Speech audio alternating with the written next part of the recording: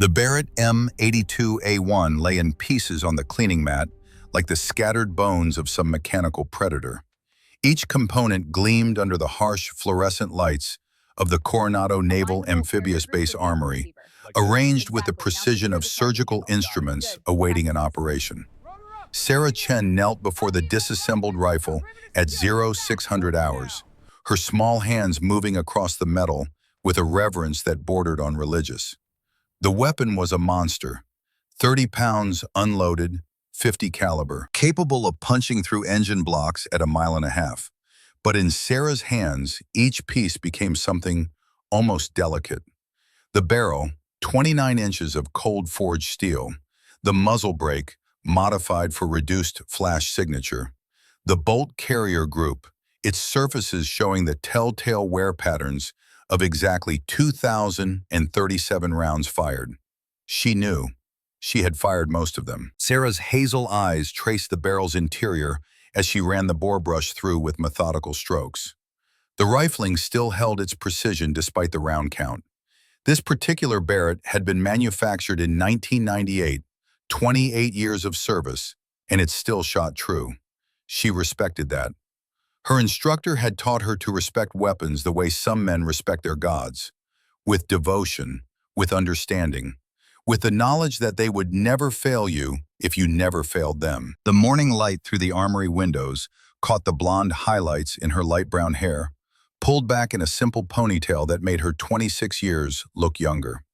She wore faded maintenance coveralls, the name Chen stenciled above the breast pocket in block letters that meant nothing. Sarah Chen was a ghost name, a cover identity. The woman who had earned the right to handle this Barrett had died 3 years ago in Afghanistan, at least according to the official records filed in some classified database that few people would ever access. Her hands paused on the bolt face, fingers tracing a microscopic imperfection in the metal. A scratch, barely visible. She remembered the moment it happened, the sound of the rifle hitting rock as she dove for cover, the crack of incoming fire, the smell of cordite and fear, the weight of her instructor's hand on her shoulder afterward. His voice rough with concern masked his criticism. "Take care of your weapon, Sarah. It's the only friend that never lies to you." 3 years dead, but some ghosts refused to stay buried. Sarah lifted the barrel assembly, checking the chamber with practiced efficiency. The metal was cold against her fingertips, despite the California morning warmth beginning to seep through the building's walls. She began the reassembly with the same careful precision, each component sliding into place with the soft clicks and metallic whispers of a puzzle being solved by someone who had done it 10,000 times before. The Barrett came together in her hands like it was being born. Lower receiver, upper receiver, the satisfying snap of the takedown pins. Bolt carrier group sliding home with hydraulic smoothness. Buffer spring compressed and seated. Charging handle locked in position. The weapon grew whole beneath her touch, transforming from scattered pieces into 48 inches of American engineering excellence. She pulled the charging handle. The bolts cycled with perfect mechanical precision. No drag, no hesitation. She pressed the trigger. The hammer fell with a crisp break that spoke of the custom trigger group she had installed herself 4 years ago. 3.5-pound pull weight, smooth as glass, deadly as sin. Sarah leaned close to the rifle, her voice barely a whisper in the empty armory. "Today might be the day they find out, old friend." The Barrett, of course, said nothing, but if weapons could speak, this one would have plenty to say. About the mountains of Afghanistan, where it had reached out across impossible distances to touch targets that never saw death coming.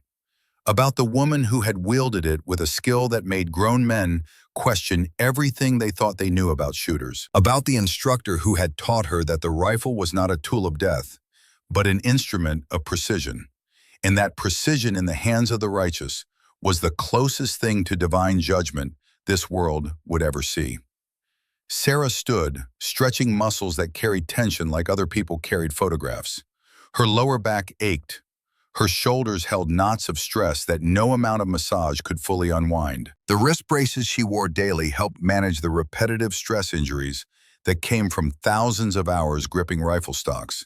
But they were fighting a losing battle against damage already done. She reached into her pocket and withdrew a small prescription bottle. Anti-inflammatory medication, $60 per dose. She dry swallowed one pill and returned the bottle to her coveralls. The medication would help with the physical pain. Nothing helped with the other kind. The wall clock read 6:47 hours. Her work order specified completion by 900. She had time. Sarah pulled out her cleaning kit and began the detail work, removing carbon fouling from the Barrett's gas system with dental picks and specialized solvents that cost more than most people spent on groceries.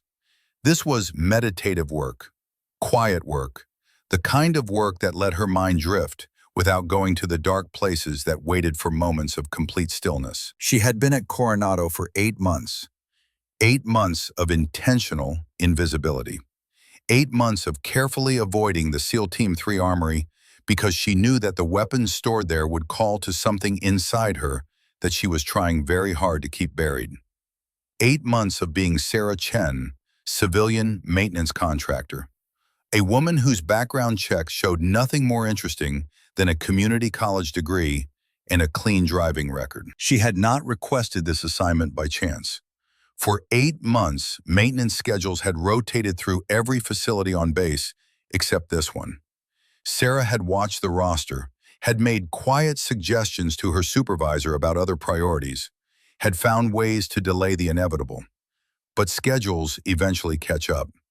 When her supervisor finally assigned her to SEAL Team 3's armory, Sarah had not objected. Perhaps she had been waiting for this moment all along. Perhaps some part of her wanted to be found. So she had come. She had opened the weapons lockers, and she had found the Barrett waiting for her like an old lover she had sworn never to see again.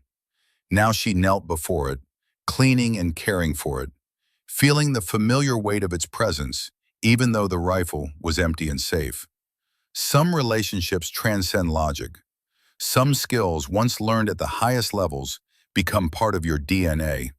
You can walk away from them. You can try to forget them, but they never forget you. The armory door exploded inward at 0729 hours. "Get your dirty hands off that weapon!" The voice hit the space like a flashbang grenade, all concussive force and aggressive authority.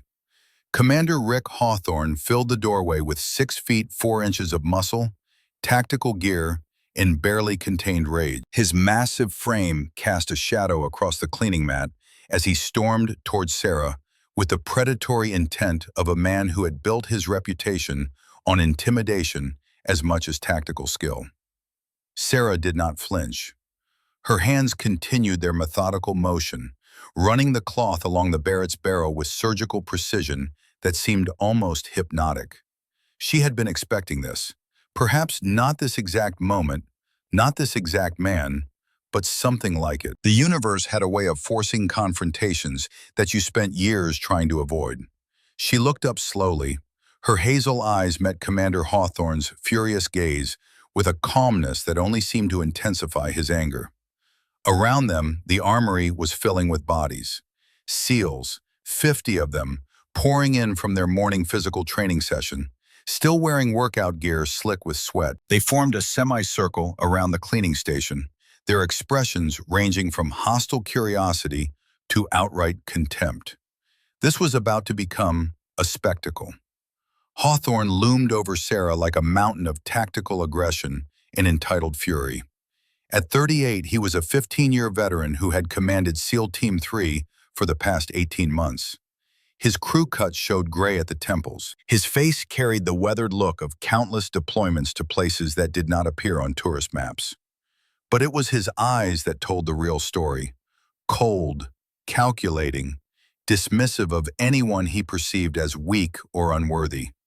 And right now, those eyes saw a 26-year-old woman in maintenance coveralls touching a weapon system that, in his worldview, she had no business even looking at.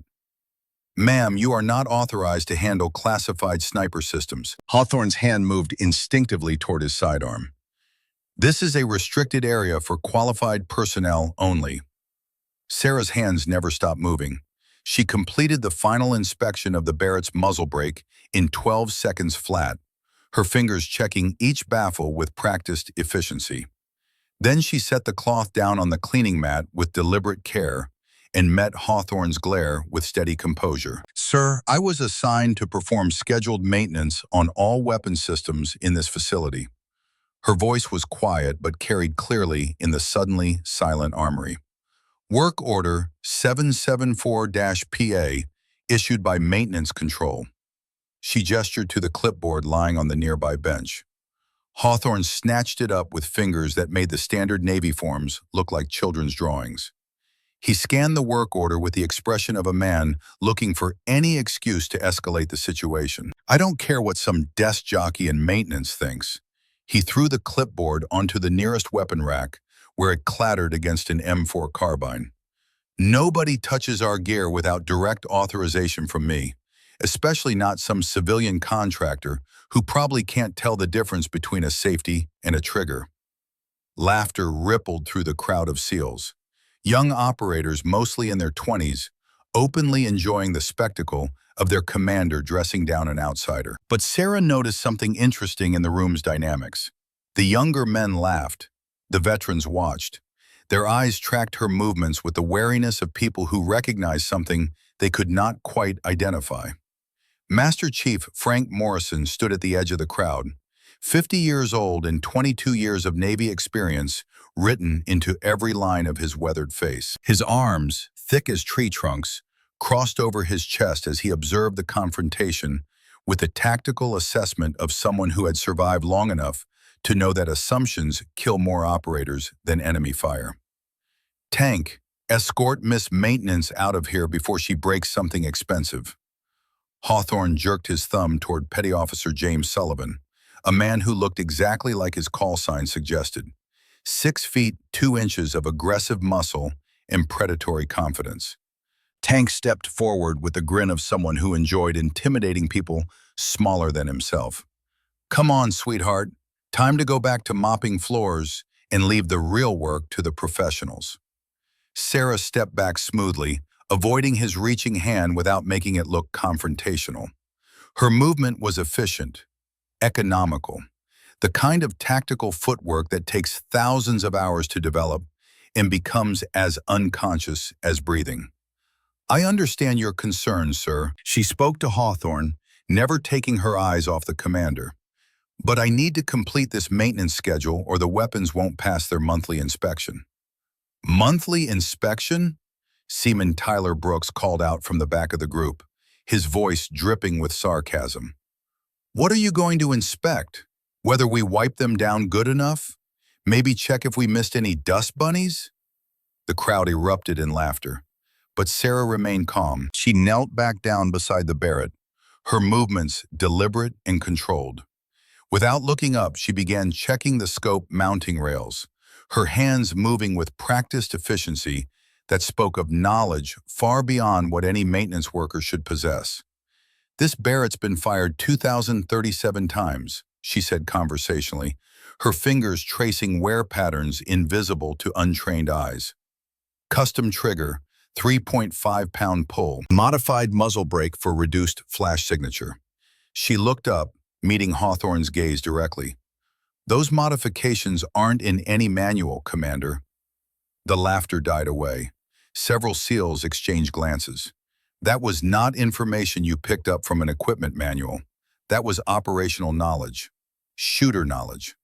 Lieutenant Dave Martinez, at 24, the youngest officer in SEAL Team 3, found himself leaning forward to get a better look.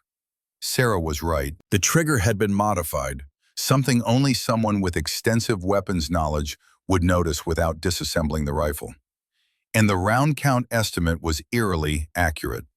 Martinez had personally supervised the last barrel replacement after exactly 2,014 rounds, and normal use since then would put the current count right where she had estimated. How do you know that?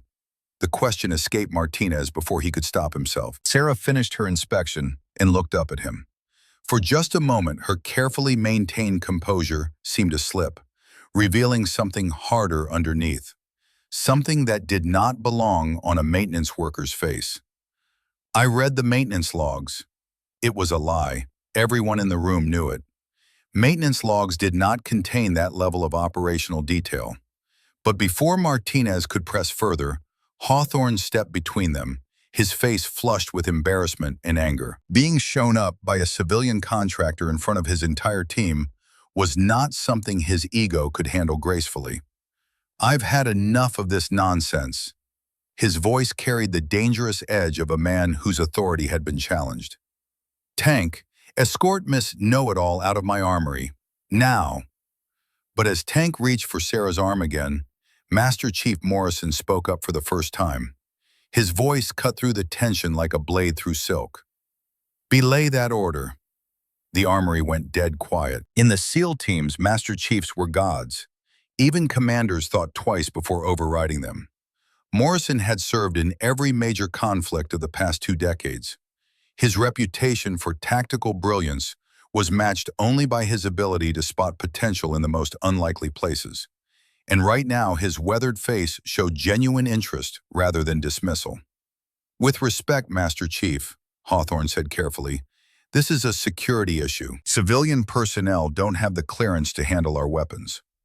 Morrison nodded slowly, his eyes never leaving Sarah. "You're absolutely right, Commander, which makes me wonder how she knew about the trigger modification that was done 3 months ago by our gunsmith, or why she can identify round count by looking at wear patterns that most of our own people would miss." He walked closer to Sarah, his movements unhurried but purposeful. Sarah met his gaze steadily, and something passed between them. Recognition, perhaps, or the acknowledgement that this moment was always going to happen, that you cannot hide expertise of this caliber forever. Morrison's eyes dropped to Sarah's hands, small hands, delicate-looking hands that seemed more suited to arranging flowers than field-stripping military weapons. But they told a different story to someone who knew how to read them.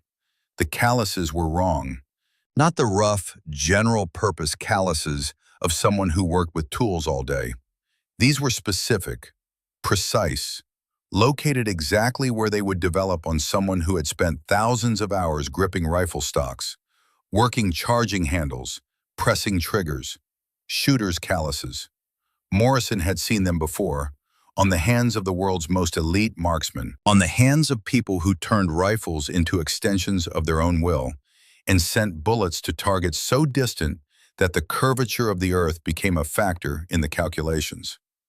"Maybe we should test this knowledge," Morrison suggested, his voice deceptively casual. "If Miss Chen here knows so much about our weapons, let's see if she can put her money where her mouth is." Hawthorne's face flushed red. He clearly did not like being challenged in front of his team, but he also could not directly contradict the Master Chief without causing a bigger scene than this already was. "What did you have in mind?" "Simple weapons knowledge test." Morrison walked over to a locked cabinet and withdrew an M4A1 carbine, the standard weapon of every SEAL operator. "Field strip, clean, and reassemble. Blindfolded." The suggestion drew excited murmurs from the crowd. Even for experienced operators, performing a complete weapons breakdown without sight was challenging. It required intimate knowledge of every component, every spring, every pin. For a civilian maintenance worker, it should be impossible. Sarah stood slowly, looking from Morrison to Hawthorne and back again. Her expression showed nothing, but Martinez noticed something interesting. The micro-expressions flickering across her face. Calculation, assessment, the look of someone weighing costs and benefits with tactical precision. "Sir, I'm not sure that's necessary. I was just trying to do my job." "Scared?" Tyler Brooks called out. "Don't worry, honey. We won't laugh too hard when you fail." Something flickered across Sarah's face. Not fear, something else. Something that made Martinez take an involuntary step backward. For just an instant, The maintenance worker facade dropped completely, revealing someone else entirely, someone dangerous. Fine. Sarah's voice was quiet, but it carried a new edge. But let's make it interesting. Hawthorne grinned triumphantly, clearly believing he was about to humiliate the uppity contractor in front of his entire team. Oh, this should be good. What do you have in mind? If I complete the test, you let me finish my work without interference. Sarah's hazel eyes locked onto Hawthorne's with unsettling intensity. If I fail, I'll request reassignment and never set foot in your armory again. Deal. Hawthorne's response came immediately. He was already savoring the victory. Morrison handed Sarah the M4, along with a cleaning kit and a blindfold that looked like it had been borrowed from the base medical facility. Standard rules apply: complete disassembly, inspection, cleaning, and reassembly. You have 15 minutes. Sarah accepted the blindfold but did not put it on immediately. Instead, she looked around the circle of SEALs, her gaze lingering on each face as if memorizing them. When her eyes met Hawthorne's, there was something in them that made the big commander shift uncomfortably. 15 minutes seems excessive. Sarah secured the blindfold over her eyes. Let's make it 5.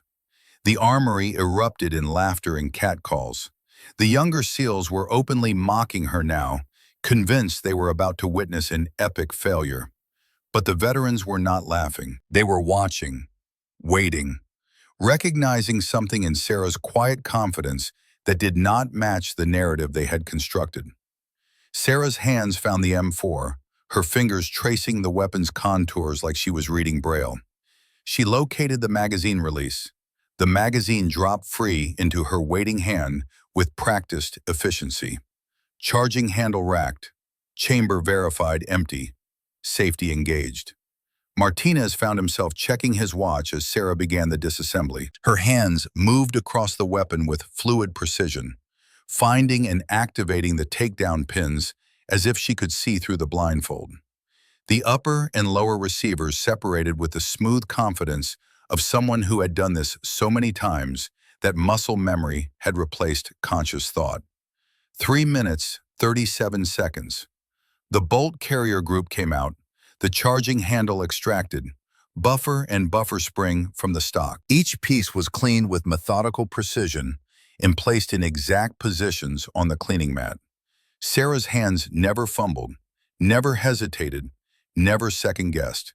Each component received the same careful attention, the same professional respect. The laughter had died away completely. Even the youngest SEALs were staring now, watching this impossible display of skill.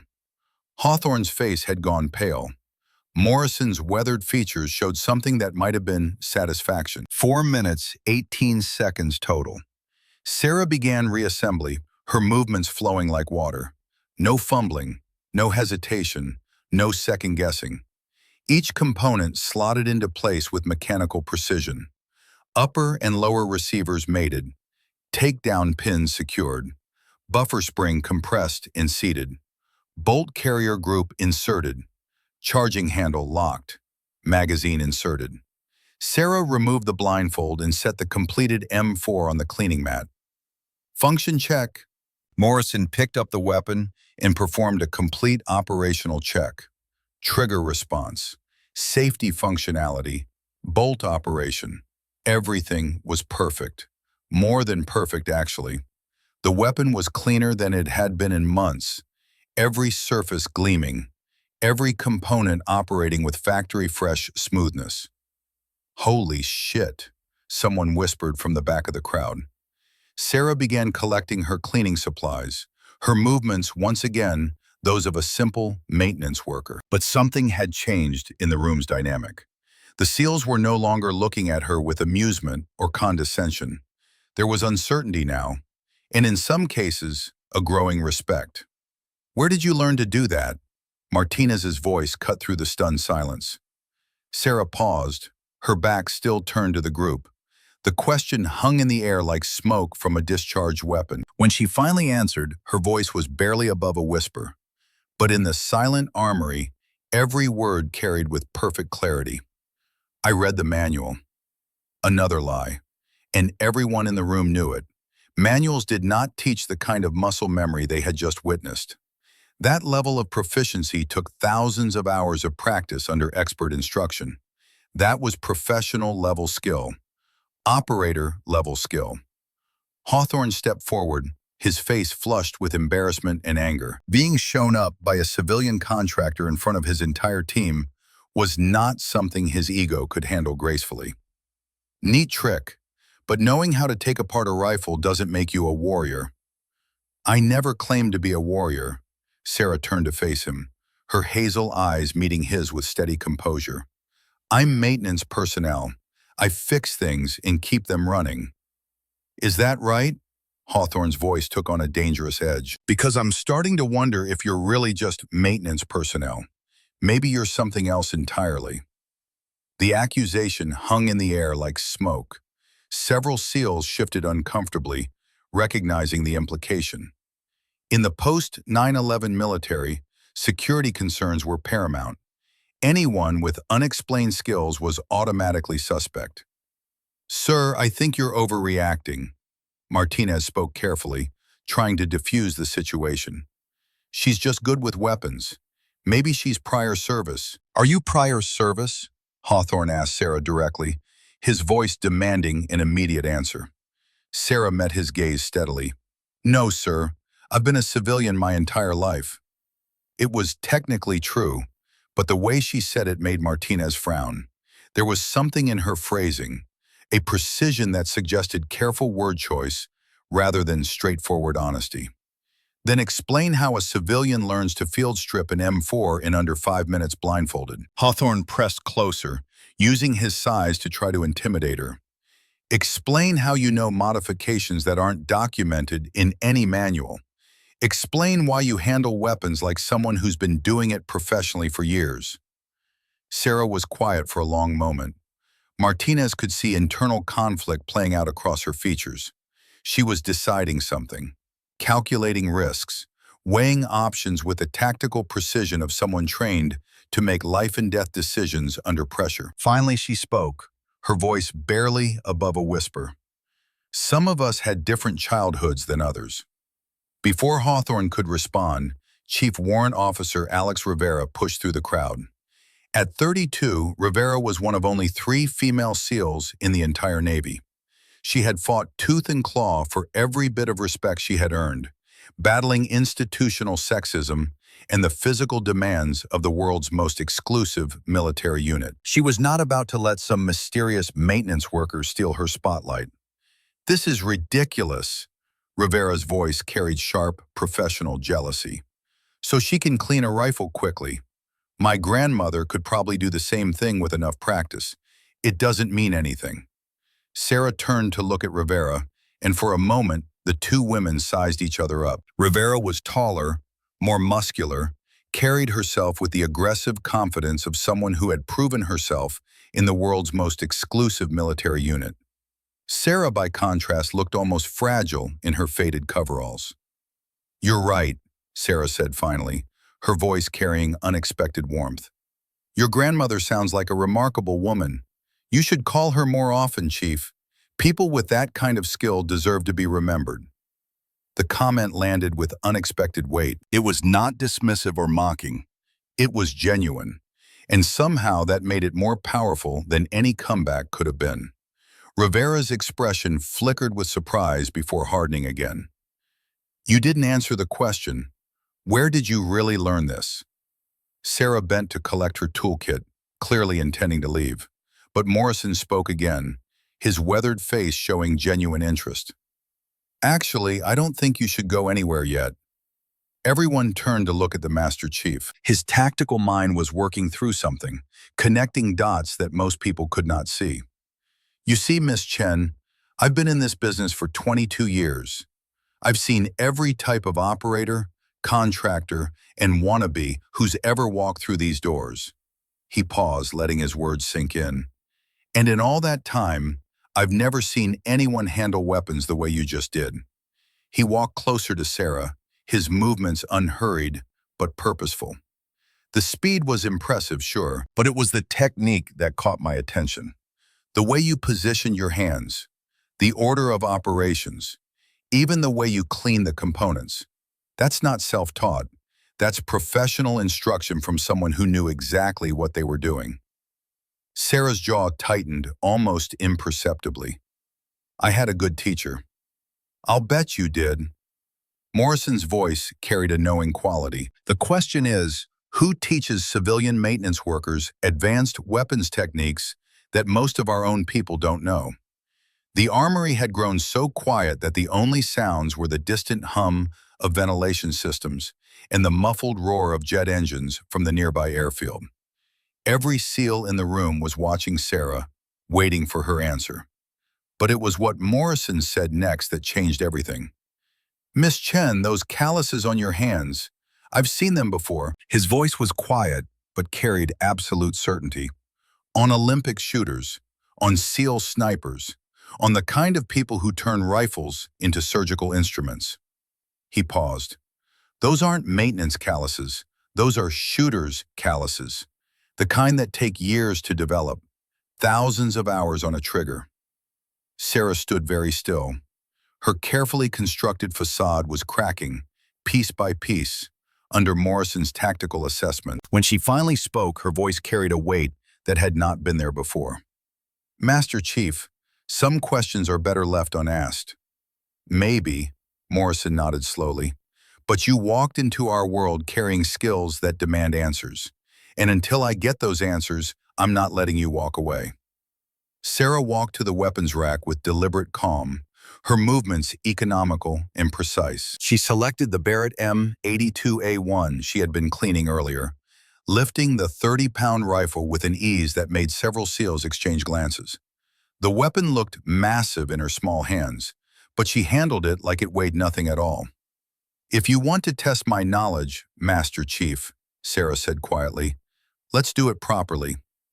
She carried the Barrett to a cleaning station and began a technical lecture that transformed the hostile armory into an impromptu classroom. Her voice took on an instructional tone that several of the veterans found disturbingly familiar. It was the voice of someone who had taught this material before, someone who had trained others to use this weapon system at the highest levels of proficiency. The Barrett M82A1 was designed by Ronnie Barrett in 1980, first 50 caliber rifle that could be effectively carried and operated by a single person. Her hands moved across the weapon as she spoke, checking components with unconscious precision. "Weight, 29.8 pounds unloaded. Add the magazine and 10 rounds of 50 BMG ammunition. You're looking at 35 pounds total." Martinez found himself leaning forward, captivated by the casual way Sarah discussed specifications that would require most people to consult reference manuals. But it was her hands that really caught his attention, the way she handled each component with reverence, as if the weapon were a living thing that demanded respect. Standard barrel length is 29 inches, chambered in 50 Browning machine gun. Effective range against personnel targets is 1,800 meters, against material targets 2,500 meters or beyond. Sarah removed the bolt, her fingers finding the cleaning points with practiced efficiency. But those are just numbers. What makes this weapon special is what it represents. She paused, looking up at the circle of SEALs watching her with varying degrees of skepticism and fascination. Range, power, finality. In the right hands, this rifle can reach out past 2,000 meters and deliver 13,000 foot-pounds of energy on target. That's not a bullet, that's a statement of capability. That's the difference between watching a threat and eliminating it before it knows you exist. Hawthorne was growing increasingly agitated as Sarah's lecture continued. Not only was she showing up his team's supposed expertise, but she was doing it with an air of casual competence that suggested this level of knowledge was routine for her. Basic, elementary.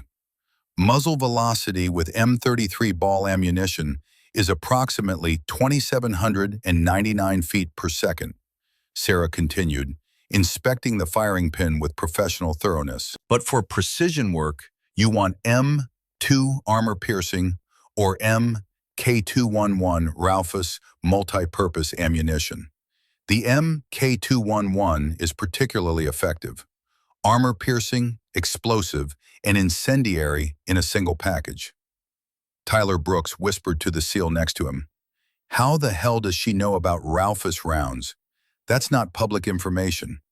Sarah heard him but did not acknowledge the comment. She continued her inspection, checking the recoil spring tension, examining the gas system for carbon buildup, running her fingers along the scope mounting rails to verify proper alignment. This particular Barrett has been well maintained, she said, her voice taking on an approving tone. Barrel shows minimal copper fouling. Gas system is clean. Someone knows what they're doing with this weapon. She began reassembling the rifle with the same fluid precision she had shown with the M4. But this time, there was something different in her movements. A deeper connection. This was not just professional competence. This was personal. In skilled hands, first-round hits are achievable beyond 3,000 meters, Sarah said quietly, sliding the bolt carrier group home with practiced efficiency. The number hit the room like a physical impact. 3,000 meters, nearly 2 miles. That was not operational doctrine. That was not standard military training. That was the realm of legends in classified operations. Morrison's eyes narrowed. He had served with some of the best shooters in the world, and even they would hesitate to claim reliable accuracy beyond 2,000 meters. 3,000 was the kind of distance that required not just skill, but mastery. The kind of mastery that took years to develop and could never be faked. Sarah completed the Barrett's reassembly and conducted a function check with professional thoroughness. Charging handle racked. Bolt cycled smoothly. Trigger broke clean. Safety engaged with positive clicks. She set the weapon down carefully and met Morrison's gaze.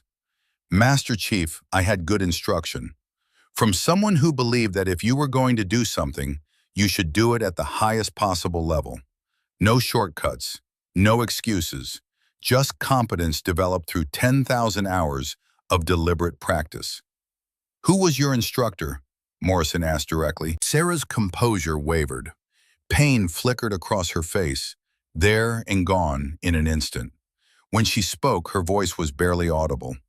He was the best there ever was, and he's been dead for 3 years. The statement landed with finality. Several SEALs shifted uncomfortably, recognizing genuine grief when they heard it. But Hawthorne was not ready to let go of his suspicion in wounded pride. Enough of the cryptic responses. His voice carried command authority mixed with growing desperation. You're obviously not just maintenance personnel. You have training that doesn't match your cover story. You know specifications and capabilities that are classified. And now you're talking about instructors who trained you to shoot at distances that most of my team couldn't achieve. He stepped closer to Sarah, using his size advantage to intimidate. I'm going to ask you directly, and I want a straight answer. Have you ever been employed by any branch of the United States military or intelligence services? Sarah met his gaze without flinching. No, sir. I have never been employed by any branch of the military. The phrasing was precise, careful. Martinez noticed what she said and what she did not say. Never employed by the military. But what about other government agencies? What about contractors? What about organizations that operated in the shadows where official employment records did not exist? Morrison noticed it too. His weathered face showed the recognition of someone who had spent decades in a world where words were chosen with surgical precision to convey truth while concealing larger realities. Then what are you? Tyler Brooks called out from the back of the crowd. Because you sure as hell aren't just some contractor who cleans weapons. Sarah was quiet for a long moment. She looked around the circle of faces, seeing suspicion, confusion, respect, and hostility in varying measures. When she finally spoke, her words were chosen with the same precision she used for everything else. I'm exactly what my employment records say I am. A maintenance contractor trying to do her job. She paused, letting that sink in. But Commander Hawthorne, Where did you think people with these skills go when they're done using them professionally? The question hit the crowd like a flashbang grenade. Several SEALs exchanged glances, suddenly understanding the implications of what Sarah was suggesting.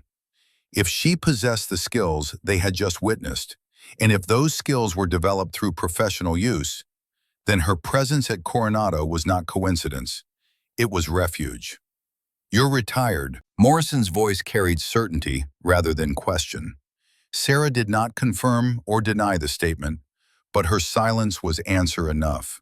She began collecting her cleaning equipment, her movements once again those of a simple maintenance worker. But the facade no longer worked. Everyone in the room had seen behind the mask. Hawthorne's face had gone pale as the implications sank in. If Sarah was retired from something classified, then his treatment of her could have consequences that extended far beyond his command. People who operated at those levels had connections, had protectors, had advocates in places where a SEAL commander's rank meant nothing. From what?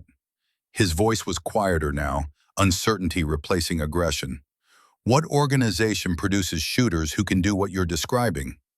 Sarah paused in her packing, her hands stilled on the equipment case. When she spoke, her voice carried the weight of classified truths that she should not be sharing but could no longer contain.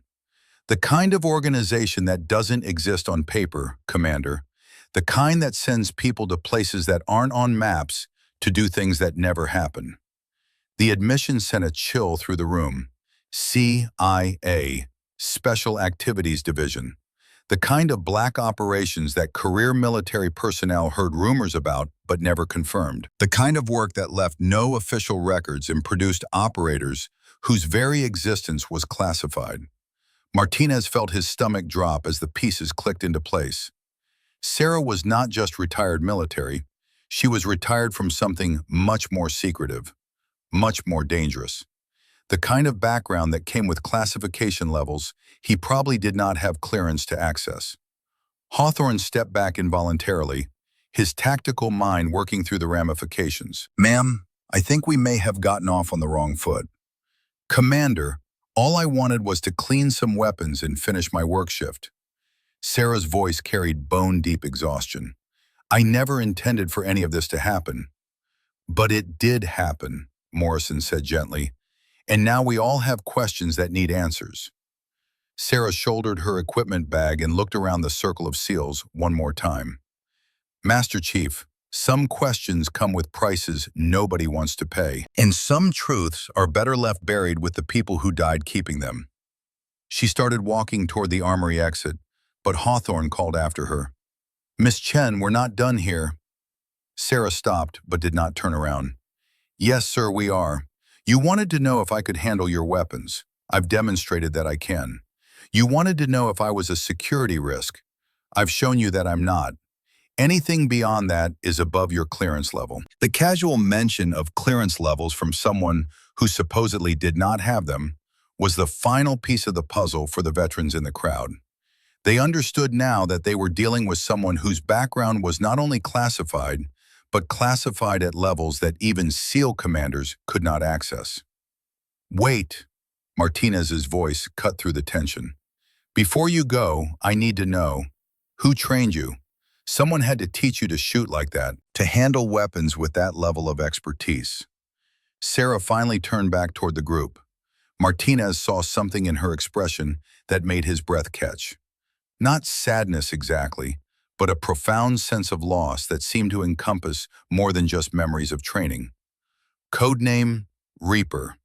Her voice was steady despite the emotion behind it. "Real name, classified. CIA Special Activities Division, 38 years of service, 127 confirmed eliminations across 4 decades of operations."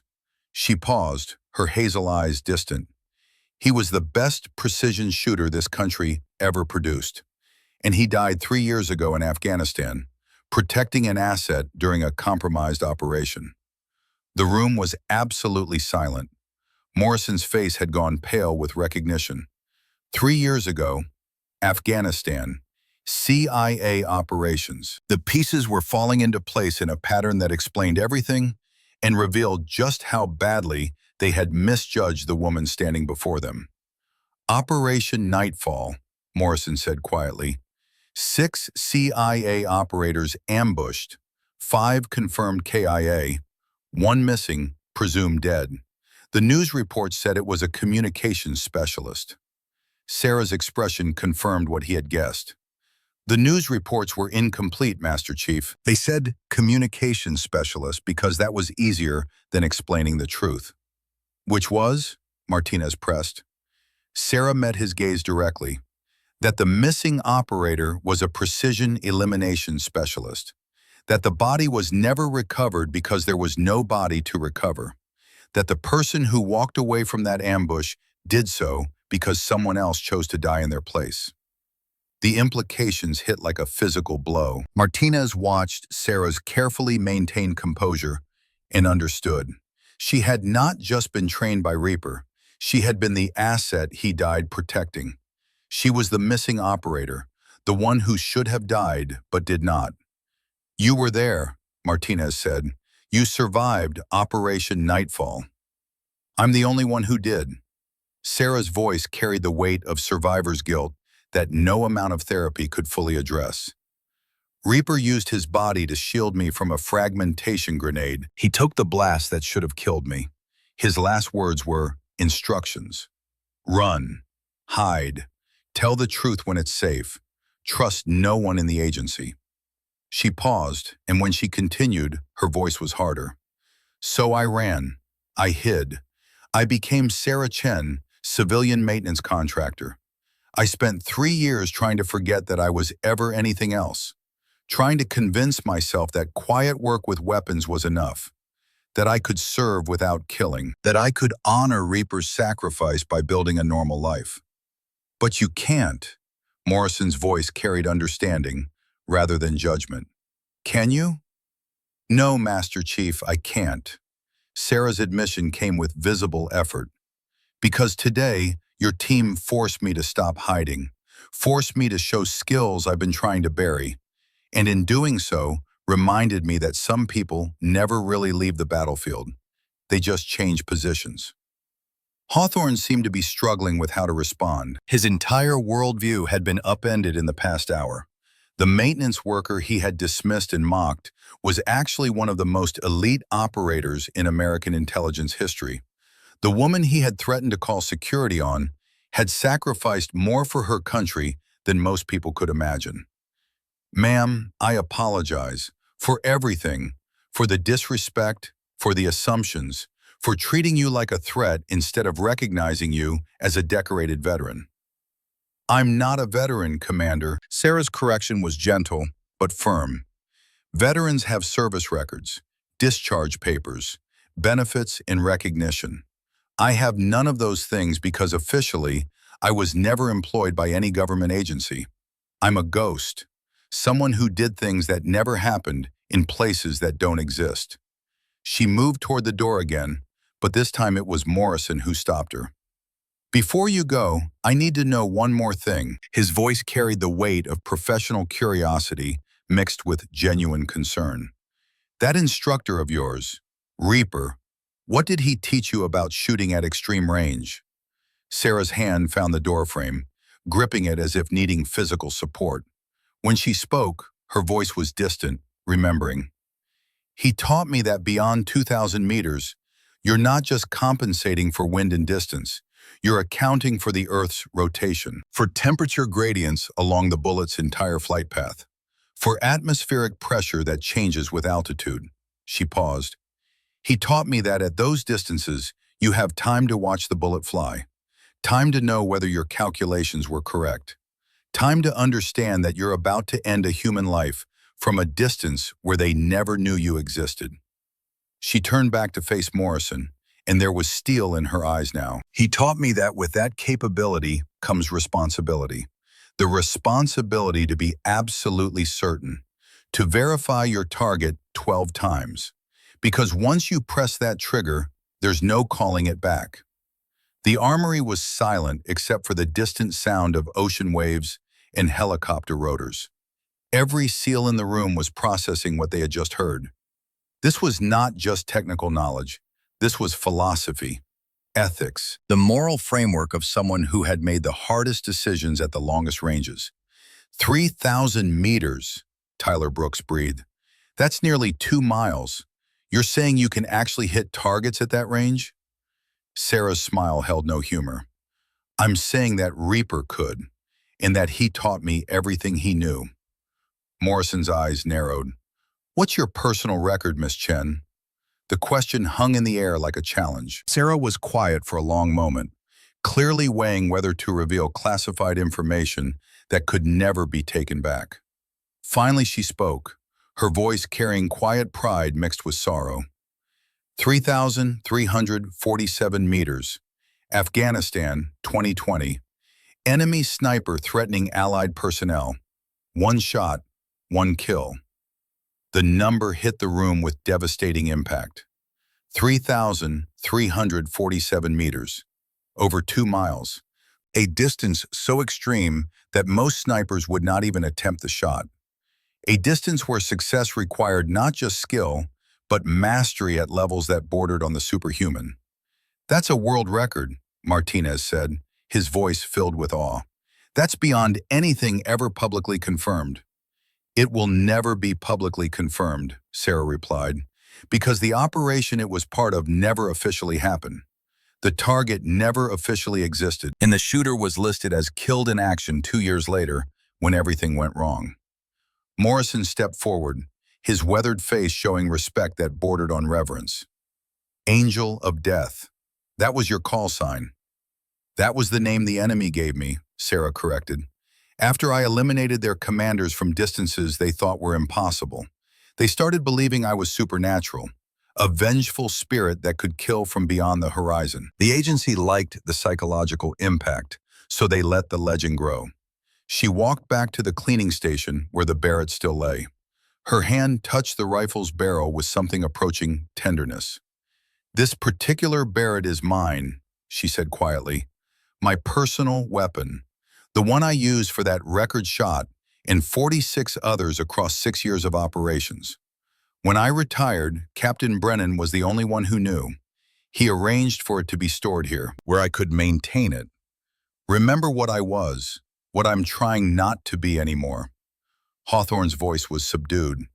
We've been storing your weapon? For 3 years? I've been maintaining it for 3 years, Commander. Cleaning it every month. Keeping it in perfect condition, even though I swore I would never fire it again. Because Reaper taught me that you never abandon your weapons. You honor the covenant you made when you first learned to use them properly. Morrison walked to the Barrett and ran his hand along the barrel with newfound respect. This rifle has history, in the hands of 2 of the most skilled precision shooters this country has ever produced. Sarah nodded. Reaper used it for 15 years before me. This rifle has been protecting American interests in places where conventional forces couldn't operate since 1998. And I've been keeping it alive because it's the last physical connection I have to the man who saved my life. Alex Rivera had been quiet through most of this revelation, but now she spoke, her earlier jealousy replaced by genuine curiosity. Why maintenance? If you have those skills, why are you here cleaning weapons instead of using them? Sarah turned to look at the female SEAL, and her expression softened. Because I wanted to serve without killing, Chief. I wanted to help keep weapons functional without having to use them against human targets. I thought maybe if I contributed quietly, I could make up for the 47 people whose lives I ended through a scope. She paused, emotion cracking her voice. I thought maybe if I served with humility instead of pride, I could honor what Reaper taught me about service without carrying more death on my conscience. The confession hung in the air with brutal honesty. This was not just about hiding or escaping. This was about atonement, about trying to find peace with skills that demanded to be used in ways that extracted terrible psychological costs. Martinez spoke quietly. But we forced you to reveal yourself, forced you back into being Angel of Death instead of Sarah Chen. You gave me a choice, Lieutenant. I could have failed that test, could have walked away before this happened. Sarah's voice carried acceptance rather than blame. But I chose to show you the truth. Maybe some people can't escape who they really are. Hawthorne seemed to be struggling with how to process everything he had learned. What happens now? Before Sarah could answer, the Armory's communication system crackled to life with an emergency transmission. All units, we have an unscheduled helicopter approaching the base. Military aircraft, no flight plan filed. Requesting immediate landing authorization and priority handling for a passenger. Morrison keyed the response. Control, this is Master Chief Morrison. What kind of passenger? The response made everyone in the Armory go absolutely still. Sir, the helicopter is requesting permission to transport a CIA liaison officer who needs to speak with Angel of Death immediately. He says it's a matter of national security. Sarah and Hawthorne stared at each other, both understanding the implications instantly. Sarah's past was not just catching up with her, it was arriving via military helicopter with official authority behind it. They found me, Sarah said quietly, her voice carrying resignation rather than surprise. I should have known I couldn't stay hidden forever. The distant sound of rotor blades grew louder. Through the Armory windows, they could see a sleek black helicopter approaching Coronado with the purposeful directness of an official mission. Not a transport, not a training flight, an extraction bird. Sarah reached into her pocket and withdrew a small envelope, sealed and unmarked. She handed it to Hawthorne, and the commander noticed how carefully she had prepared this moment. The envelope was weathered, as if she had been carrying it for months, waiting for this exact situation. Commander, I need you to do something for me. Her voice carried the crisp authority of someone accustomed to giving orders in life and death situations. If something happens to me, if I don't come back from whatever this is, I need you to mail this letter. The address is inside. Hawthorne accepted the envelope, feeling its weight. What's in it? The truth, Sarah replied simply, about what happened to my team, about why Operation Nightfall was compromised, about the evidence Reaper died protecting, about corruption at levels that most people don't want to believe exist. The helicopter was visible now, circling for landing. Through the windows, they could see figures in dark suits preparing to disembark. This was not a friendly visit. This was official business. And official business in the intelligence community rarely ended well for the people being collected. Morrison stepped forward. Miss Chen, you don't have to go with them.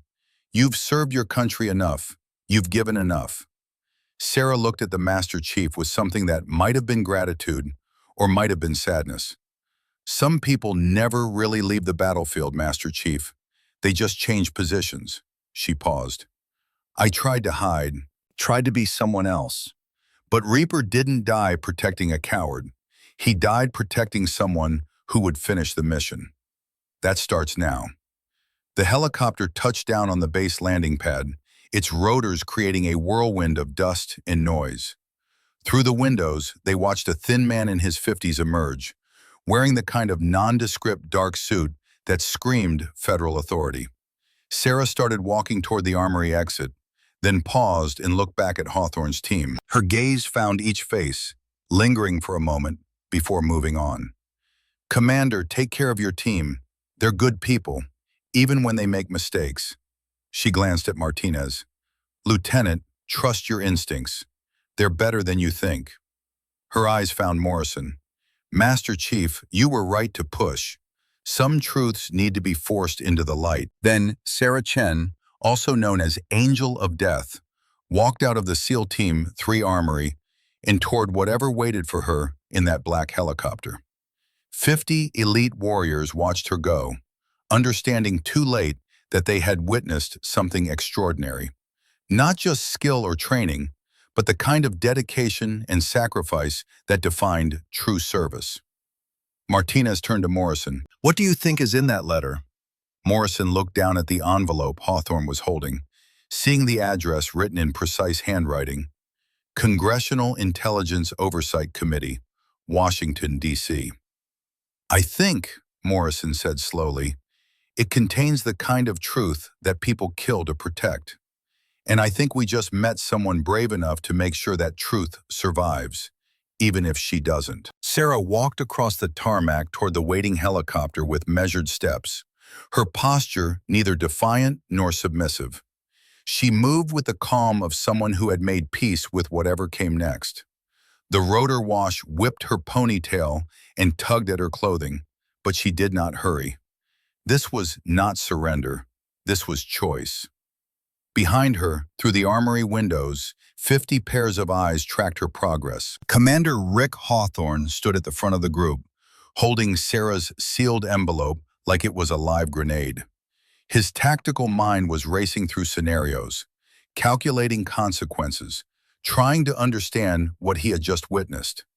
The CIA liaison officer who emerged from the helicopter was older, late 50s, with silver hair and the kind of weathered face that came from decades of difficult decisions. He wore a dark suit that fit too well to be government issue, and he moved with the careful precision of someone whose body had accumulated injuries over a long career. But it was his eyes that told the real story. They held recognition when they found Sarah, not hostility, something closer to respect mixed with regret. Sarah stopped 10 feet from the helicopter. The officer approached, closing the distance until they stood face to face. The conversation that followed was brief and conducted in voices too low for anyone else to hear. But Hawthorne could read body language. The officer was not threatening her. He was offering something. The exchange lasted less than 2 minutes. Then the officer handed Sarah a manila folder. She opened it, her face going pale as she scanned the contents. Her hands trembled slightly as she turned pages. When she looked back up at the officer, something had changed in her expression. Pain, anger, and something that looked like vindication. Sarah closed the folder and held it against her chest like armor. She turned back toward the armory one final time, her gaze finding Hawthorne through the distance and glass. Their eyes met, and she nodded once. A small gesture that somehow conveyed forgiveness, farewell, and warning all at once. Then Angel of Death climbed into the helicopter and disappeared into the darkening sky. Hawthorne stood at the window long after the aircraft became a distant speck over the Pacific Ocean. Around him, his team processed what they had witnessed in their own ways.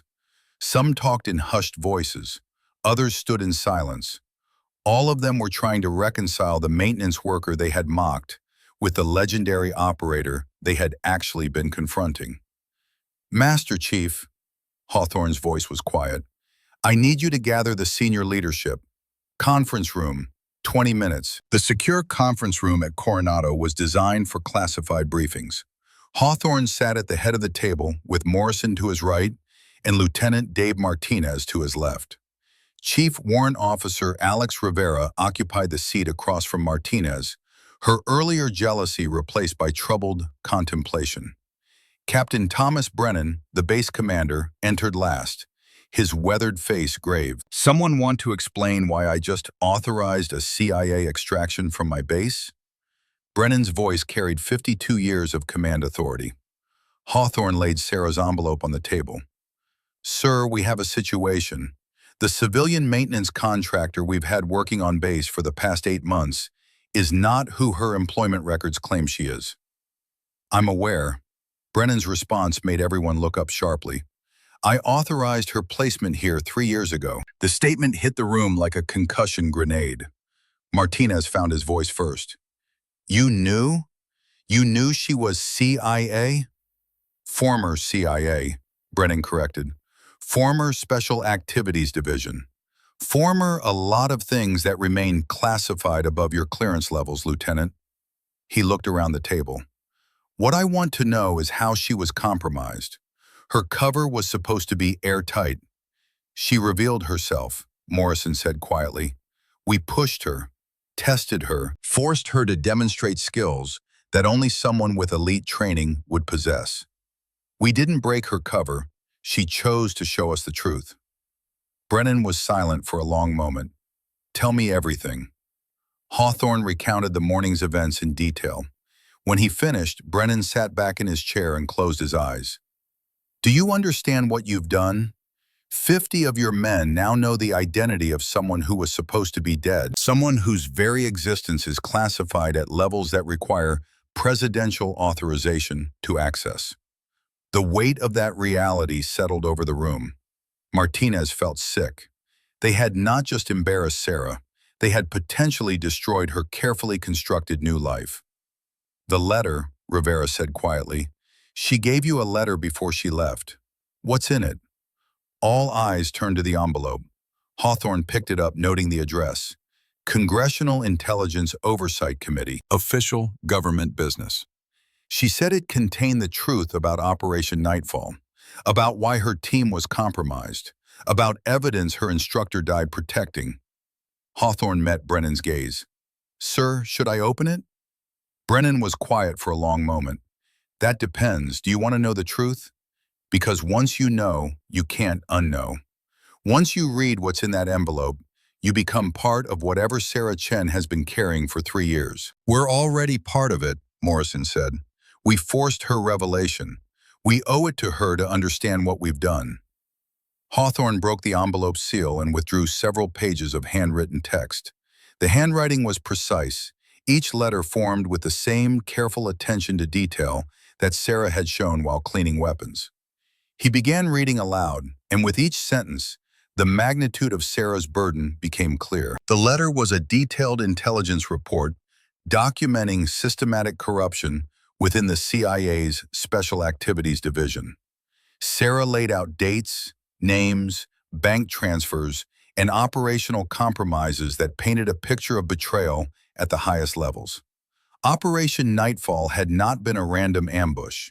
It had been a planned elimination of a team that had discovered evidence of CIA officials selling classified intelligence to enemy forces. Sarah's 6-person team had been investigating reports that someone inside the agency was providing Taliban commanders with detailed information about American operations. They had gathered proof, documented transactions, identified the traitor, and they had been preparing to bring that evidence to congressional oversight when they were ambushed. The attack had been precise, coordinated, impossible unless someone had provided the enemy with exact GPS coordinates and timing. 5 operators died in the initial assault. Sarah's instructor, codename Reaper, had used his body to shield her from a fragmentation grenade while screaming at her to run, to survive, to tell the truth. Sarah had escaped with the evidence and Reaper's dying instructions. But when she tried to report what had happened, she discovered that the traitor's influence extended higher than she had imagined. The official report listed her as killed in action. Her evidence was classified and buried. The investigation was closed, and Sarah realized that to survive long enough to expose the truth, she needed to actually become dead. So she had taken a new identity, become Sarah Chen, settled into quiet work maintaining the weapons she had once used to eliminate threats at impossible distances.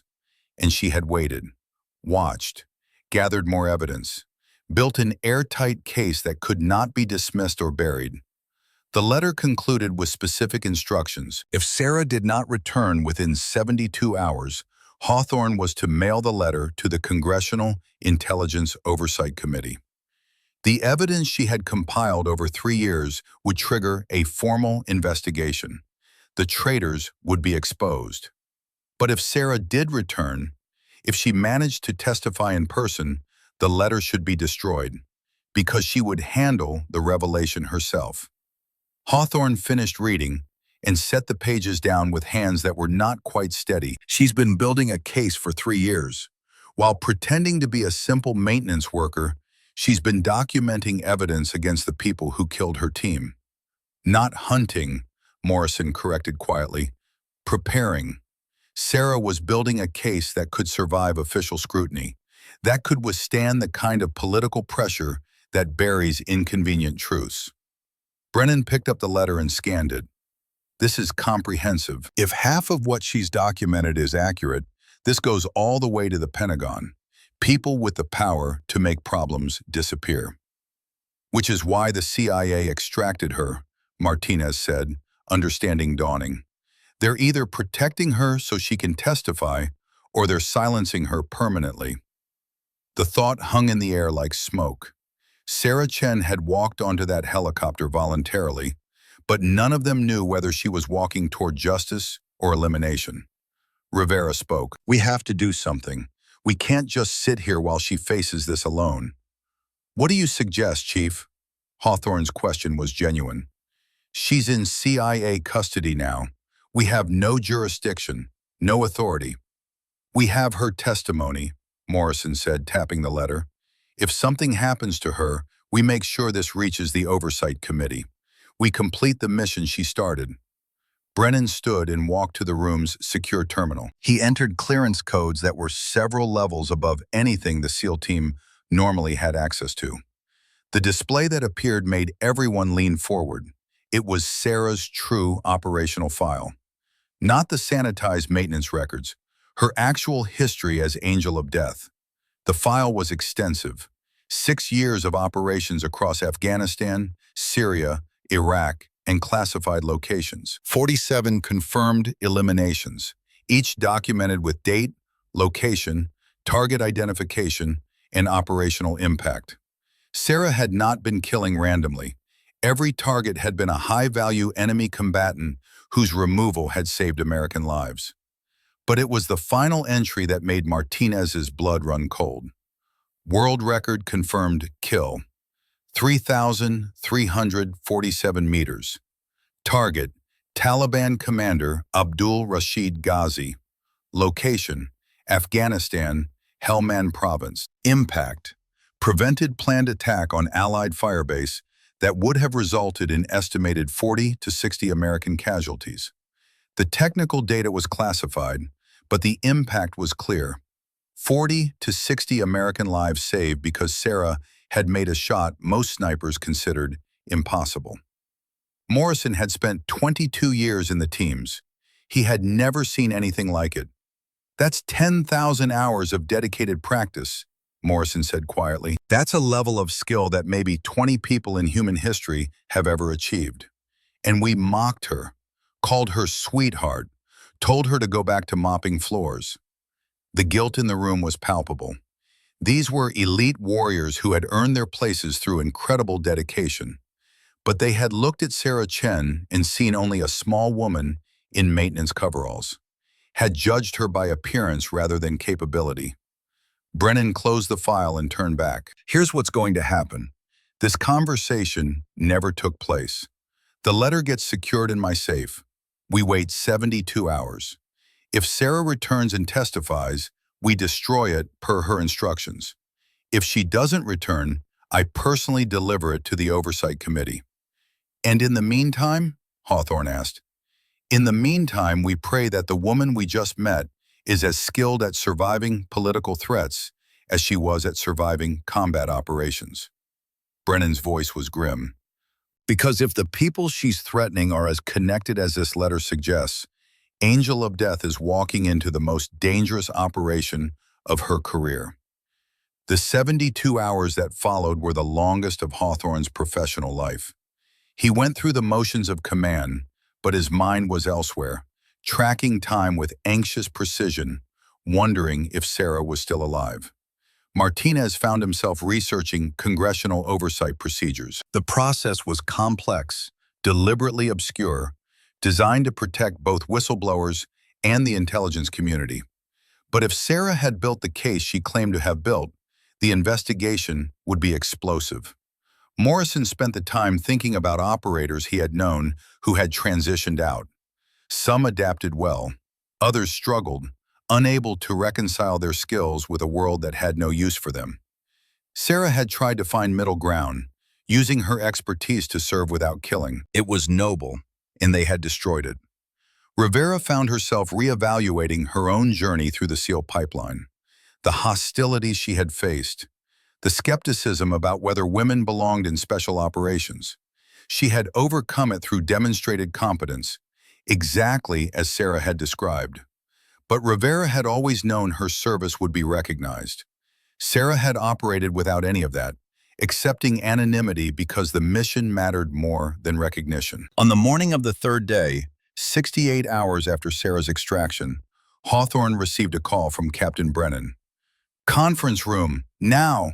We have a situation." When Hawthorne arrived, he found Brennan watching a live news feed. Martinez, Morrison, and Rivera were already present, their faces reflecting shock and satisfaction. The headline scrolling across the screen read, "CIA officials under investigation for corruption and treason." The news anchor was describing a congressional hearing that had begun 2 hours earlier. A whistleblower had provided testimony and documentation regarding systematic corruption within the CIA's Special Activities Division. Multiple senior officials were being questioned. Evidence of intelligence sold to enemy forces. Operational compromises that had resulted in American casualties. A cover-up involving the deaths of CIA operators who had discovered the conspiracy. The whistleblower's identity was being protected, but the Congressional Committee had confirmed that the individual was a decorated intelligence operative with direct knowledge of the crimes being investigated. "She did it," Martinez breathed. "She actually testified." The news coverage continued throughout the day. By evening, 3 CIA officials had been placed on administrative leave. Pentagon investigators had been brought in. The Department of Justice was preparing criminal indictments. The story was breaking wide open. But there was no mention of Sarah Chen. No name, no photograph. The Congressional Committee was maintaining strict protection of their source. Hawthorne stood at the window, looking out over Coronado as the sun set over the Pacific. Somewhere out there, Sarah was watching the same news coverage, seeing the culmination of 3 years of patient evidence gathering, seeing her team's deaths finally being investigated. "Sir," Martinez's voice pulled Hawthorne from his thoughts. "There's someone at the main gate asking for you." The drive to the base entrance took 5 minutes. When Hawthorne arrived, he found 2 Marines standing beside a figure in civilian clothes. Small frame, light brown hair with blonde highlights, hazel eyes that had seen too much and survived anyway. Sarah Chen looked exhausted. She wore jeans and a simple gray sweater, civilian clothes that made her look even younger than 26. Dark circles under her eyes spoke of sleepless nights. But there was something different in her posture now. Not the carefully maintained invisibility of a maintenance worker. Something closer to acceptance. "Commander," Sarah's voice was steady despite obvious fatigue. "Permission to enter?" Hawthorne felt his throat tighten. "Granted. Always granted, ma'am." They walked toward the base interior in silence. Sarah moved with less caution now, no longer constantly scanning for threats. The operational paranoia that had defined her existence for 3 years had eased slightly, though Hawthorne suspected it would never fully disappear. "I saw the news," Hawthorne said finally. "You testified. I did what Reaper died protecting." Sarah's response was simple. "I told the truth. Provided evidence that couldn't be dismissed. Named the people responsible for killing my team." She paused. "The Congressional Committee was very interested in what I had to say." "What happens now?" Sarah stopped walking and turned to face him. "Now the investigation plays out. Justice Department builds their case. Indictments get filed. Trials happen." Her expression was carefully neutral. "It'll take months, maybe years, but it's happening. The people who killed Reaper and the others will face consequences." "And you?" Hawthorne asked. "What happens to Sarah Chen?" "Sarah Chen was always temporary," she resumed walking. "A necessary fiction that served its purpose. But I can't go back to pretending to be someone I'm not." They reached the SEAL Team 3 armory.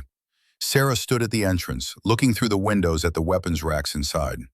Hawthorne could see her gaze find the Barrett M82A1, still positioned exactly where she had left it 3 days earlier. "I have a proposal," Sarah said quietly.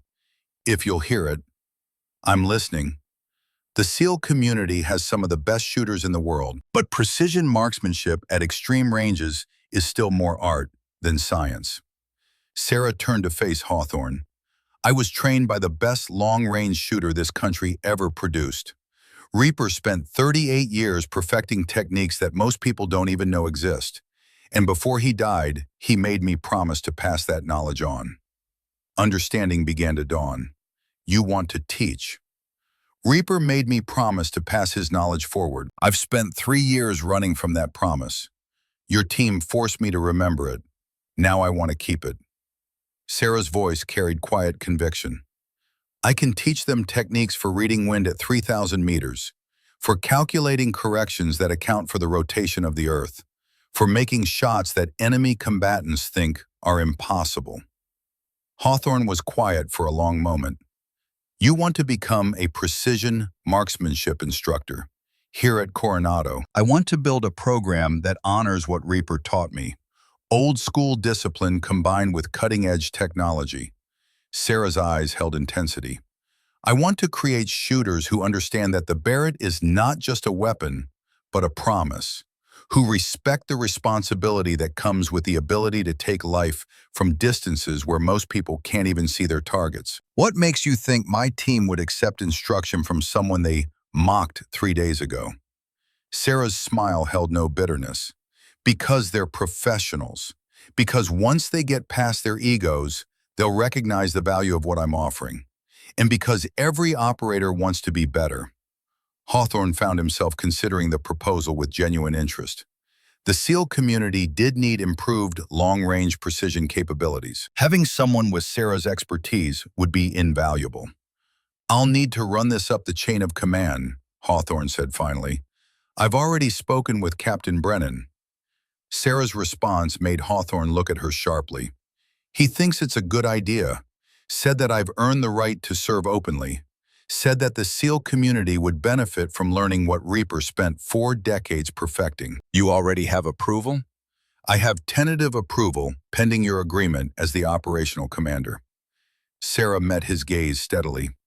Brennan said that if you're willing to accept me as an instructor, if your team is willing to learn from me, then he'll make it happen officially. Hawthorne thought about his team, about the men and women who had witnessed Sarah's impossible demonstration of skill. They had been shocked, embarrassed, but also genuinely impressed. And if there was one thing SEALs respected, it was demonstrated competence.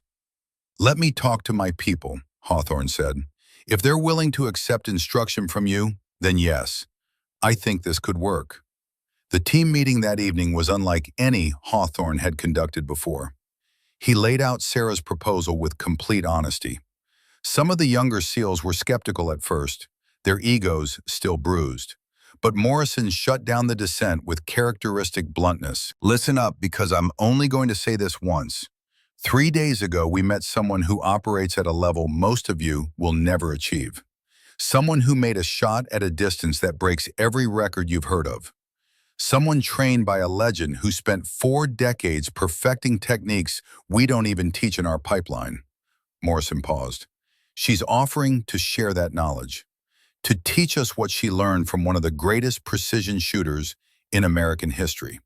And if any of you are too proud or too stupid to recognize the value of that opportunity, then you don't belong in this community.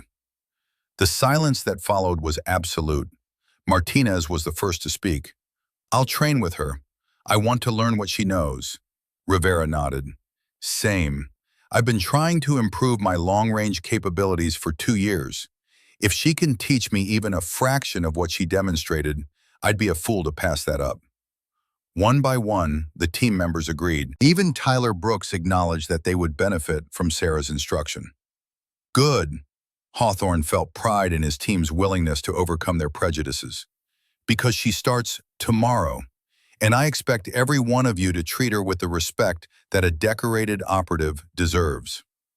The next morning, Sarah Chen returned to Coronado in a different capacity, not as maintenance personnel, but as a precision marksmanship instructor. She wore tactical clothing rather than coveralls, and she carried the Barrett M82A1 like it was an extension of her own body. 25 SEAL candidates gathered at the long-range training facility, their expressions ranging from curiosity to lingering skepticism. Sarah stood before them with the Barrett positioned on a shooting mat, the morning sun catching the rifle's matte finish. My name is Sarah Chen, she began, her voice carrying clearly. Some of you know me as the maintenance worker who cleaned your weapons. Some of you may have heard other names. None of those names matter anymore. She knelt beside the Barrett, her hands moving across its surface with obvious affection. What matters is this rifle, what it represents, what it demands from anyone who wants to use it properly. This weapon has history. My instructor, codename Reaper, used it for 15 years. I carried it for 6. Together, this rifle has been protecting American interests for 28 years. Sarah looked up at the assembled candidates. This weapon demands more than skill. It demands character. Reaper spent 15 years teaching me that every shot at extreme range is a moral decision as much as a technical one. Today, I begin teaching you the same. She stood, shouldering the Barrett with practiced ease. Over the next weeks and months, I'm going to teach you what Reaper taught me: how to read wind you can't feel, how to calculate corrections for temperature, altitude, and the Earth's rotation, how to make shots at distances where the target doesn't hear the rifle fire until after the bullet arrives. Martinez raised his hand. Ma'am, you mentioned a world record, 3,347 meters. Can you teach us to shoot at that range? Sarah's expression was thoughtful. I can teach you the techniques required to attempt shots at that range. Whether you actually succeed depends on your dedication and thousands of hours of practice. Reaper used to say that anyone can learn to shoot. Only those willing to suffer through the process can learn to shoot exceptionally well. She walked to the rifle and picked up a single round of .50 caliber ammunition, holding it up. At 3,000 meters, this round drops 17 stories and drifts yards off course. Your job is to predict exactly where it goes and put it on target anyway. Sarah loaded the round into the Barrett's magazine. Making that shot requires compensating for all those variables. It requires understanding that the Earth is rotating beneath the bullet as it flies. It requires accepting that you're engaging a target you can barely see. She settled into a prone position behind the rifle. But most importantly, it requires accepting responsibility for the fact that if your calculations are correct, you will end a human life from a distance where that person never knew you existed. The range fell silent as Sarah's words sank in. This was not just technical instruction. This was philosophy, ethics, the moral framework of someone who had lived with the weight of 47 confirmed eliminations. Reaper taught me that with capability comes responsibility, Sarah continued, her eye pressed to the scope. The responsibility to be absolutely certain of your target, to verify 12 times before you press the trigger, to accept that once that bullet leaves the barrel, there's no calling it back. She adjusted the scope, her breathing slowing.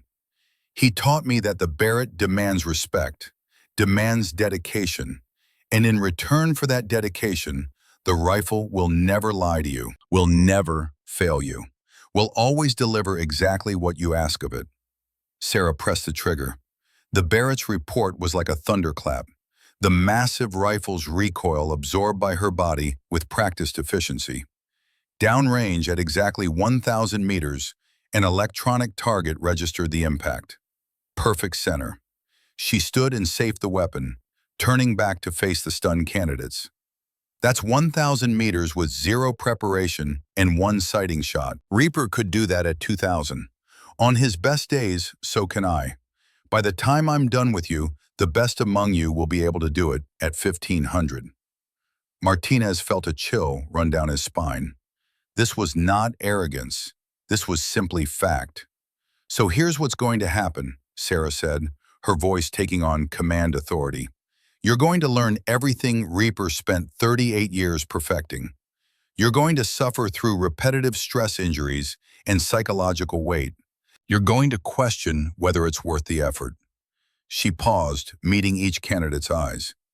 And at the end, those of you who push through, who refuse to quit, who accept the responsibility along with the capability, you're going to become something rare, something valuable, something that honors the legacy of a man who believed that knowledge should survive even when the people who developed it don't.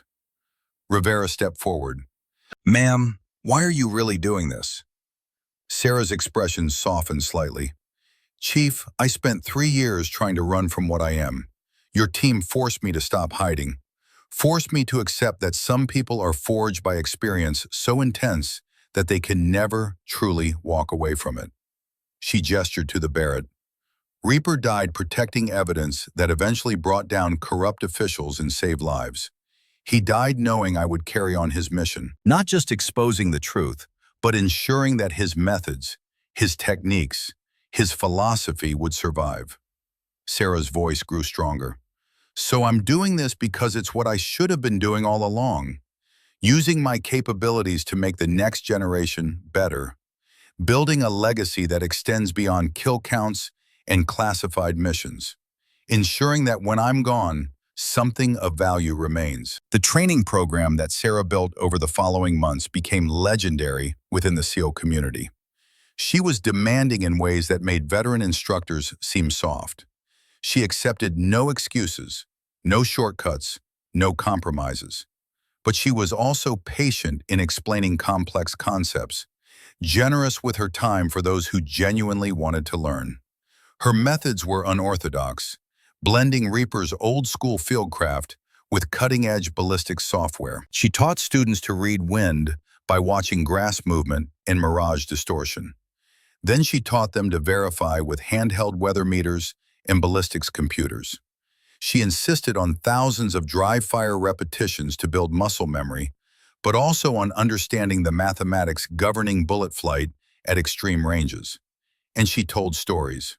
Stories about Reaper's operations, about shots that should have been impossible but succeeded through perfect technique, about the psychological weight of watching targets fall through a scope, about the responsibility that came with the ability to end human life from distances where most people couldn't even see their targets clearly.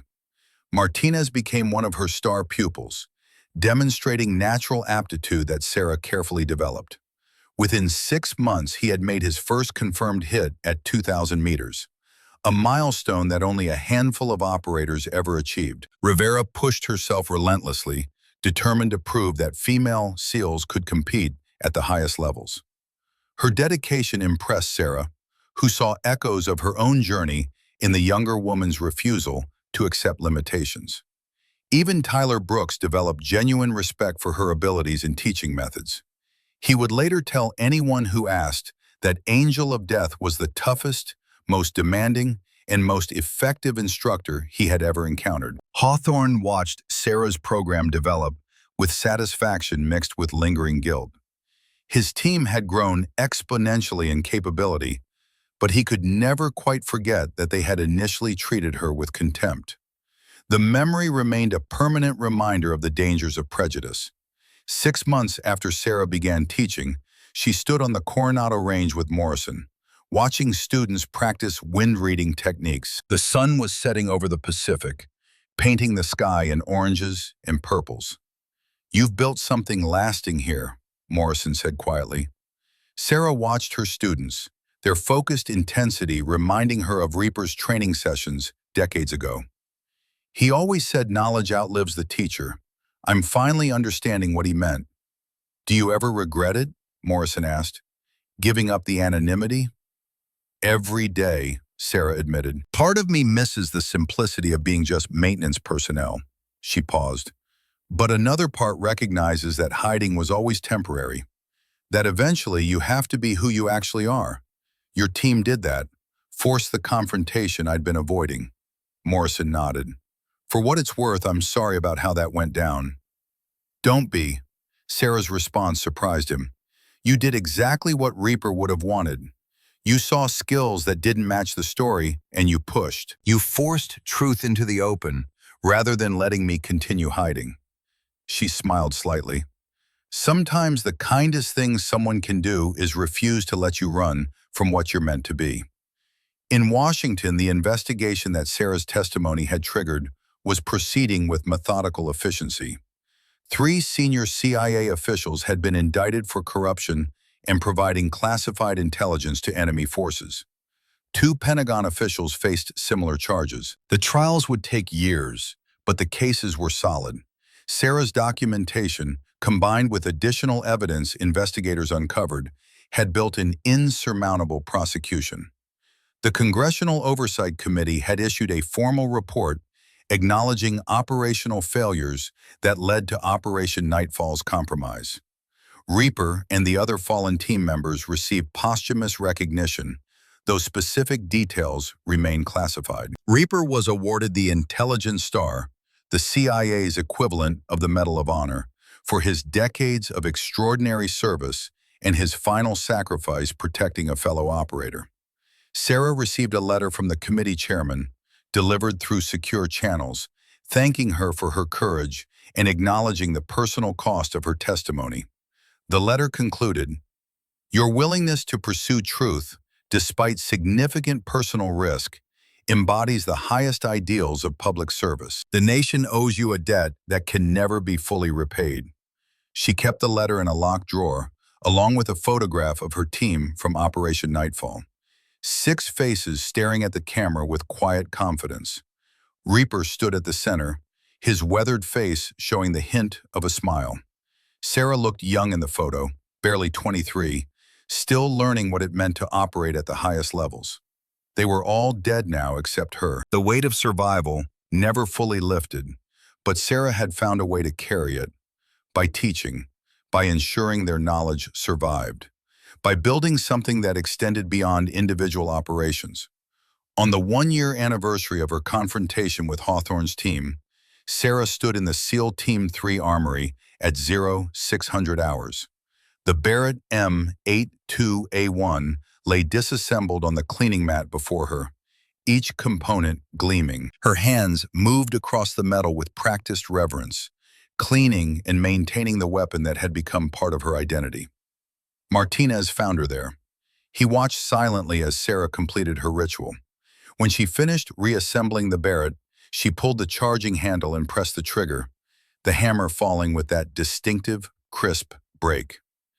"You still come here every month to clean it," Martinez observed. "Every month for the past 4 years," Sarah confirmed. "Since the day Reaper died and this rifle became mine, it's how I honor him, how I remember what he taught me about respect and dedication." She stood, shouldering the Barrett. "Want to see something?" Martinez followed her to the range, where Sarah set up a target at 3,000 meters, nearly 2 miles, the distance where her world record shot had occurred. She settled into position, her movements flowing with unconscious grace. "Reaper used to say that the hardest shots aren't the ones at extreme range," Sarah said, her eye pressed to the scope. "They're the ones where everything is on the line, where failure means people die." She adjusted the scope, her breathing slowing. "He taught me that the Barrett demands truth. You can't lie to it, can't pretend to be more skilled than you are. The rifle will expose every flaw." Martinez watched her make micro-adjustments, reading wind and mirage with practiced eyes. "Why are you really showing me this?" "Because you asked 6 months ago if I could teach you to shoot at world record distances," Sarah replied. "Because you put in the work and earned the right to see what that actually looks like. And because Reaper believed knowledge should be shared with those willing to accept the responsibility." She pressed the trigger. The Barrett's massive report echoed across the range. Downrange, after a flight time of more than 7 seconds, the bullet struck the 3,000-meter target. Perfect center. Martinez stared through his spotting scope in disbelief. "You just made a shot most people think is impossible." "No," Sarah corrected, standing and safing the weapon. "I just demonstrated a technique Reaper spent 40 years perfecting. A technique you could learn if you're willing to dedicate another 5 years of intensive practice." She handed Martinez the Barrett. "Your turn." "I'm not ready for 3,000 meters." "You're not," Sarah agreed. "But you're ready to try, ready to learn what failure at this distance teaches you. Ready to understand that world records don't happen because someone is naturally gifted. They happen because someone refused to quit despite thousands of failures." Martinez settled behind the Barrett, feeling the weight of history in the rifle. This weapon had been carried by legends, had made shots that redefined what was possible. And now he was being given the chance to learn its secrets. He missed. Badly. The bullet impacted 15 feet low and 8 feet right, but Sarah just smiled. Good. Now you know what it feels like to fail at this distance. Now you can start learning how to succeed. She knelt beside him. Reaper's first shot at 3,000 meters missed by 20 feet, but he adjusted, learned, tried again. That's how mastery develops. Not through instant success, but through persistent refinement despite repeated failure. They spent the next 3 hours on the range, Sarah teaching Martinez advanced techniques required for extreme range precision. Environmental reading at distances where conditions changed along the entire bullet path. Ballistics calculations that accounted for factors most shooters never considered. Mental discipline required to maintain confidence when shooting at targets barely visible. By the end of the session, Martinez had not made a hit at 3,000 meters. But he had learned more than in the previous 6 months combined. More importantly, he had learned what Sarah was actually teaching. Not just how to shoot, but why it mattered. Not just technique, but responsibility. Not just capability, but character. As they walked back toward the base, Martinez asked the question that had been bothering him. Do you ever regret testifying? Do you wish you had stayed hidden? Sarah was quiet for a long moment. I regret that it took 3 years and 50 SEALs forcing a confrontation before I accepted what Reaper died trying to teach me.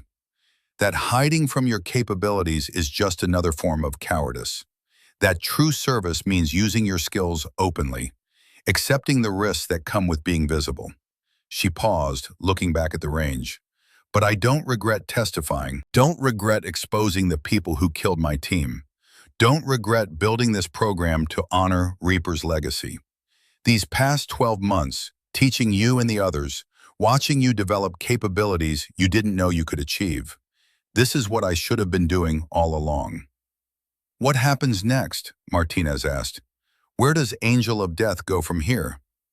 Sarah's smile held more peace than Martinez had seen in the year he had known her. Angel of Death doesn't go anywhere, Lieutenant. She stays right here, teaching, training, building the next generation of operators who understand that precision shooting at extreme ranges is not about ending lives, but about protecting them. About having the capability to reach out across impossible distances and eliminate threats before they can harm the people we're sworn to protect. They reached the armory, where Sarah stored the Barrett with the same careful attention she had shown while cleaning it. Martinez watched her perform the ritual, understanding now that it was not just about maintaining a weapon. It was about honoring everyone who had ever carried it. About maintaining connection with a mentor whose sacrifice had made her survival possible. About ensuring that knowledge and skill survive beyond individual lifetimes. Reaper used to tell me something, Sarah said as she locked the weapons cabinet. He said that a very few people are born to do extraordinary things that most people can't even imagine. He said the difference isn't talent or genetics. It's willingness to suffer through the process of becoming exceptional. She turned to face Martinez. You have that willingness, Lieutenant. I've watched you push through pain and frustration and failure. You have the dedication required to become truly elite. The question is whether you have the wisdom to use those capabilities responsibly. I'll do my best to honor what you and Reaper have taught me, Martinez replied. I know you will. Sarah's confidence was absolute. That's why I chose you for advanced training. That's why I'm investing time and knowledge into your development, because I see in you what Reaper saw in me 12 years ago. Someone willing to do whatever it takes to become the best possible version of themselves. They walked out of the armory into bright California sunshine. The base was coming alive with morning activities. Sarah Chen, the maintenance worker who had hidden among them for 8 months, was gone. In her place stood someone more complete, someone who had accepted all parts of herself and found a way to serve that honored both. She was no longer running from her past or hiding from her capabilities. She was building a future where the knowledge Reaper had died protecting would survive and flourish, where the next generation of precision shooters would learn not just how to make impossible shots, but why those shots mattered and what responsibilities came with that capability. Angel of Death had found her purpose, not in hiding from what she was, but in embracing it fully and using it to make others better. The Barrett's promise extended beyond individual shooters to encompass entire generations of operators who would carry forward the traditions that defined excellence in precision marksmanship. And somewhere, Sarah believed, Reaper was watching. His knowledge survived. His legacy lived on in every student who learned that excellence demanded everything you had to give. The ghost had become a teacher, the angel, a guardian. And the quiet professional had learned that the loudest service sometimes comes from openly sharing wisdom earned through sacrifice. Sarah Chen had finally come home.